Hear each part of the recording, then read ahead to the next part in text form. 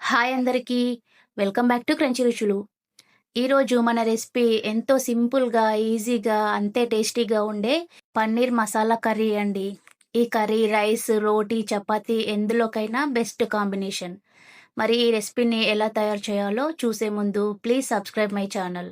ఈ కర్రీ కోసం ముందుగా నేనైతే పావు కిలో పన్నీర్‌ని తీసుకున్నాను. ఈ పన్నీర్‌ని చిన్న చిన్న ముక్కలుగా కట్ చేసుకొని ఒక బౌల్‌లోకి వేసుకొని ఇందులోకి ఒక టేబుల్ స్పూన్ కారంని, టేస్ట్‌కి సరిపడినంత సాల్ట్‌ని, ఒక స్పూన్ ధనియాల పొడిని కూడా వేసుకొని, ఈ స్పైసెస్ అన్నీ పన్నీర్ ముక్కలకు బాగా పట్టేలాగా కలుపుకొని, దీన్ని ఒక 10 నిమిషాల పాటు పక్కనుంచుకోవాలి. 10 నిమిషాల తర్వాత స్టవ్ పైన ఒక పాన్ పెట్టుకొని, 2 టేబుల్ స్పూన్ల ఆయిల్‌ని వేసుకొని, ముందుగా కలిపి పెట్టుకున్న పన్నీర్ ముక్కల్ని ఇందులో వేసుకొని, మంటని మీడియం ఫ్లేమ్‌లోనే పెట్టుకొని, ఈ పన్నీర్ ముక్కల్ని 5, 6 నిమిషాల పాటు బాగా ఫ్రై చేసుకోవాలి. నేనైతే ఇలా సాఫ్ట్‌గా ఉండేలాగా ఫ్రై చేసుకున్నాను. కావాలంటే మీరు కొంచెం క్రిస్పీగా అయ్యేంత వరకైనా ఫ్రై చేసుకోవచ్చు. తర్వాత ఇప్పుడు అదే ఆయిల్‌లోకి ఒక పెద్ద ఉల్లిపాయ ముక్కల్ని, 4 పెద్ద టమాటా ముక్కల్ని కూడా వేసుకొని, లో ఫ్లేమ్‌లో ఈ టమాటాలు, ఉల్లిపాయలు బాగా సాఫ్ట్‌గా అయ్యేంత వరకు ఉడికించుకొని, ఇది పూర్తిగా చల్లారిన తర్వాత ఒక మిక్సీ జార్‌లో వేసుకొని, బాగా మెత్తగా పేస్ట్‌లా గ్రైండ్ చేసుకోవాలి. తర్వాత స్టవ్ పైన మరొక ప్యాన్ పెట్టుకొని, ఇందులోకి 3 టేబుల్ స్పూన్ల వరకి ఆయిల్‌ని వేసుకోవాలి.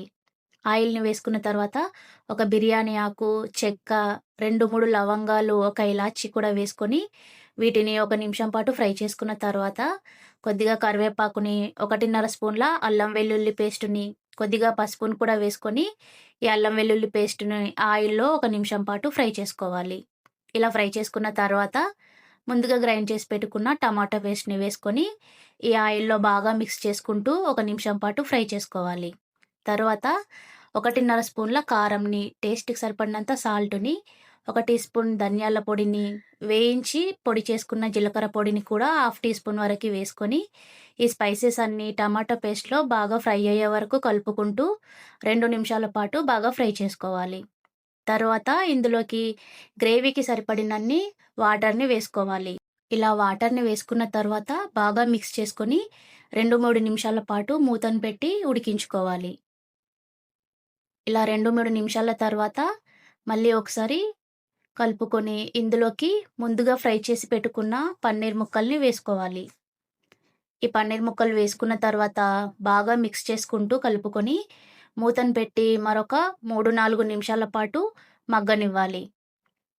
తర్వాత ఇందులోకి మంచి ఫ్లేవర్ కోసం ఇలా కసూరి మేతిని నలిపి వేసుకొని, కసూరి మేతి వేసిన తర్వాత మరొక 2 నిమిషాల పాటు ఉడకనివ్వాలి. 2 నిమిషాల తర్వాత మూతను తీసి మళ్ళీ ఒకసారి మిక్స్ చేసుకోవాలి. గ్రేవీ అనేది ఈ విధంగా కొంచెం చిక్కగా అయ్యేంత వరకు ఉడికిన తర్వాత ఇందులోకి ఫైనల్‌గా కొద్దిగా ధనియాల పొడిని కూడా యాడ్ చేసుకొని బాగా మిక్స్ చేసుకోవాలి. గ్రేవీ ఈ కన్సిస్టెన్సీలో ఉంటే సరిపోతుంది. చల్లగా అయిన తర్వాత మరింత చిక్కగా అవుతుంది కాబట్టి ఇదే స్టేజ్‌లో స్టవ్ ఆఫ్ చేసుకోవాలి. అంతే అండి. ఎంతో టేస్టీగా కమ్మని గ్రేవీతో రైస్‌లోకి గానీ, రోటీలోకి గానీ అదిరిపోయే కాంబినేషన్ ఈ మసాలా పన్నీర్ కర్రీ అండి. రెసిపీ నచ్చినట్లయితే please subscribe my channel. Thank you for watching.